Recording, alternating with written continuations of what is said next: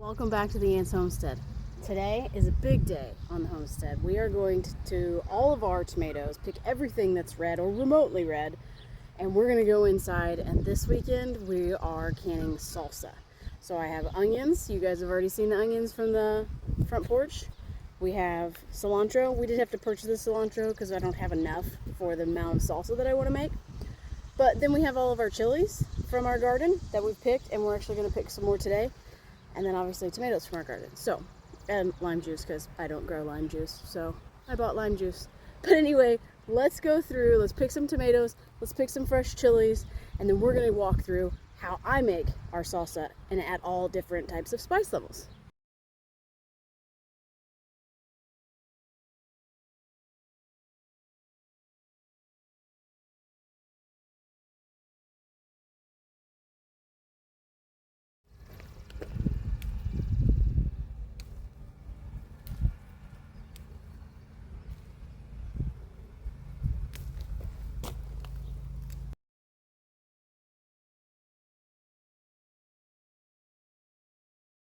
I'm not trying to complain about the heat, but it's hot. So we're gonna curve around here and take a look at our last type of tomato.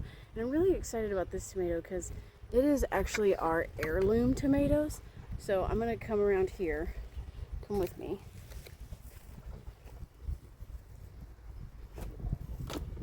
And well, I told you to come with me. So let's curve around. Okay, so I'm going to talk about this last type of tomato. This is an heirloom tomato. And I really think these are cool because they're just not like your typical tomato, and the seed has not been like modified a whole lot, and there's tomatoes that well, at least I used to see when my grandpa was growing up. So what they look like is where like this is what we call like a restaurant slicer tomato. Sorry, my dogs are going nuts. And this right here, these are heirlooms. Let me get you a good one. Okay, so restaurant slicer usually has less kind of meat of the potato, juicier.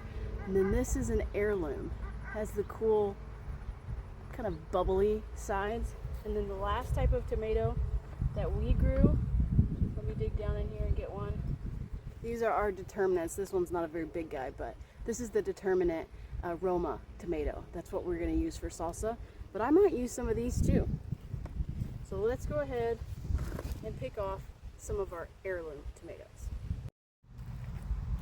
Okay, so now that we're done nerding out on tomatoes, and we have all of our serranos picked, it's 3 different types of tomatoes, let's go inside and let's start making salsa.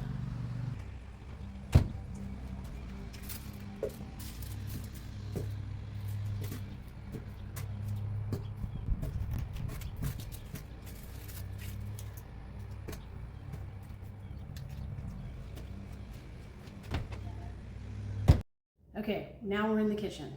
We've cleaned up all of our produce. I've washed everything. What we're gonna do now is we're gonna cut it. So we're gonna cut our tomatoes down, obviously take out the cores, and on our chilies, we're gonna take out the seeds and the tops, okay? So that's what I'm gonna do right now. Oh, and on our onions, we're gonna clean up our onions. So we have all of our stuff right here.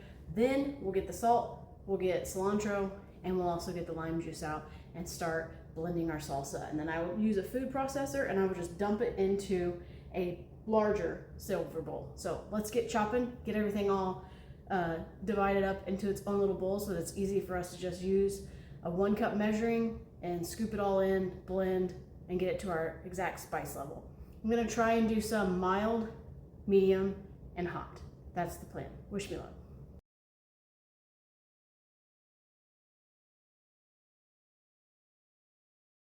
So now everything is all prepped, cut, and good to go. I have put 4 cups of cut tomatoes in the bottom of this. I have put, what is this, a half cup?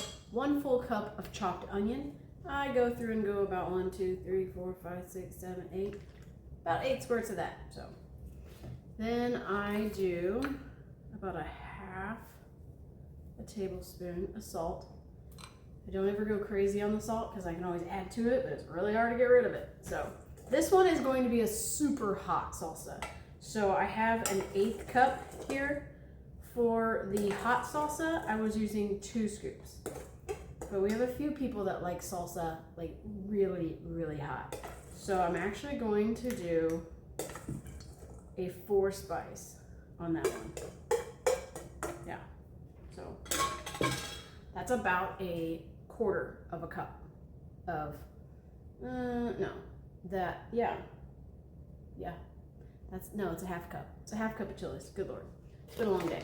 All right, then I put 4 cloves of garlic.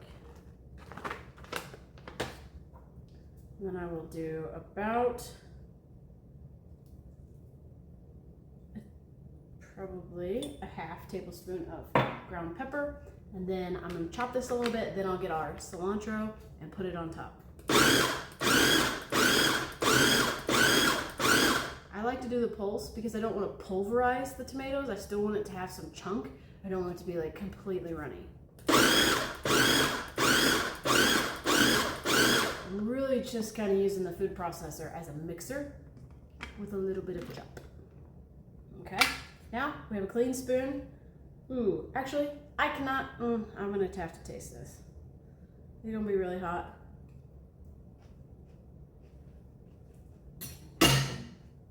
Okay, we need just a little bit more salt.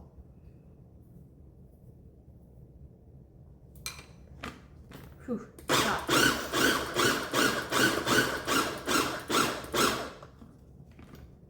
Okay, now we're gonna do cilantro.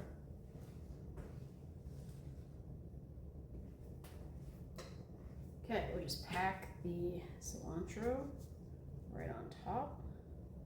I would recommend using gloves when you do all this, especially when you're chopping your onions and your chilies.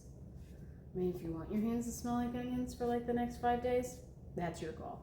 But the chilies, definitely, because I am like the first one to slice a chili and then put my finger in my eye. So, wear gloves.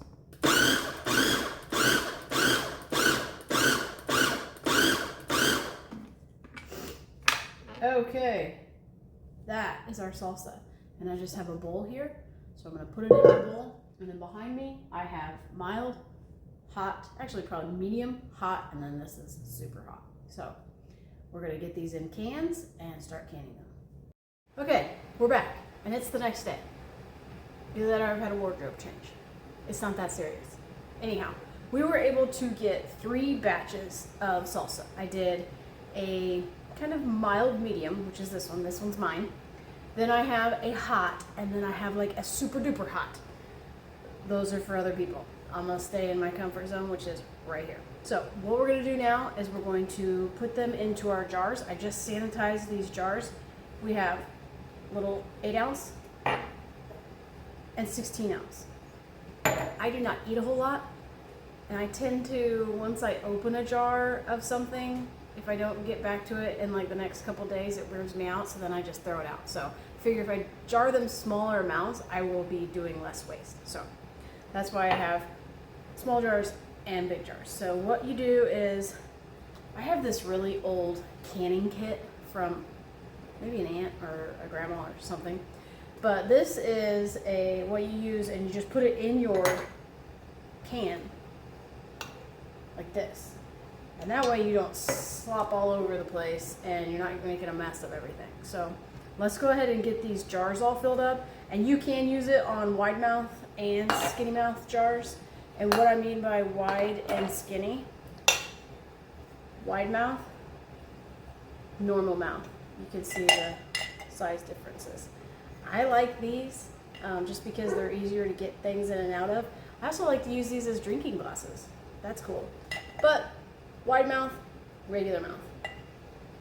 All right, let's get these all filled up with our mild to hot salsa.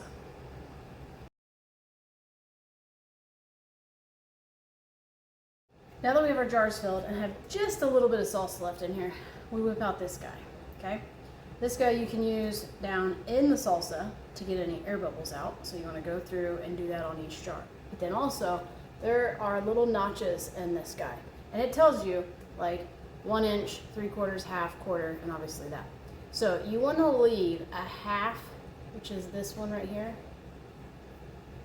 That one. 1/2 inch headspace is what that's called. Headspace in your jar. And that way it doesn't like burst and make a mess, and that's just what they say. So 1/2 inch headspace.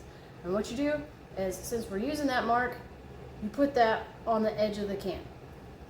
So just like this. And you can see that we are not touching any salsa. So we honestly are at about 3/4. So we need about 1/4 of an inch. So I'm going to go through real quick. And that is about what all the jars are. So we're going to run through real quick and just top off all the jars so that they meet that 1/2 inch headspace.